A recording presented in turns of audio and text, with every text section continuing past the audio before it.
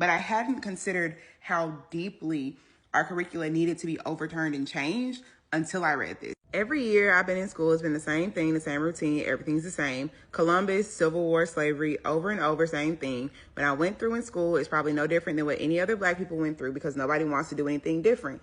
And it's funny because nobody says anything. It's the same ish over and over. You would at least think Black teachers would say something, but they don't.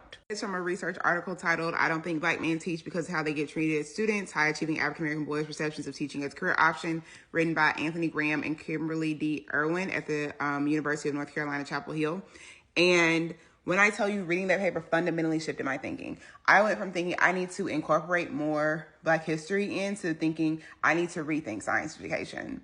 I need to rethink how we're approaching this curriculum. I need to rethink what we're framing as science and what we're not framing as science. There's another quote in there where the student talks about teachers being peddlers of lies.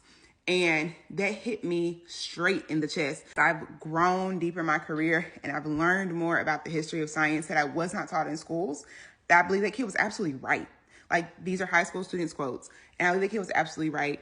The way that science curriculum is presented now is not truthful to the history of science. Not truthful in ways that ignore the harms that have been committed in the name of science, that ignore how science has been a vehicle for white supremacy historically, that ignore the contributions of people who were not white, and particularly weren't white men, made to science and how those contributions were stolen and whitewashed. Keep it a buck, like doing that work of really sitting and thinking and reflecting on how that has impacted you as an individual, as somebody who came up in science, who has a degree in science, who has taught science, is hard because we are very much enculturated into a particular version of science, one that teaches us to not think about the politics. It teaches us not to think about the social context because, then it's not objective. But the truth is there is no such thing as objectivity when humans are doing something, right? So science is by its very nature a subjective thing, just like everything else. It can be scary because it requires you to question the underlying assumptions of basically everything you've ever learned. This work, the educational system as it is currently set up, does not give you the time or support to actually engage in.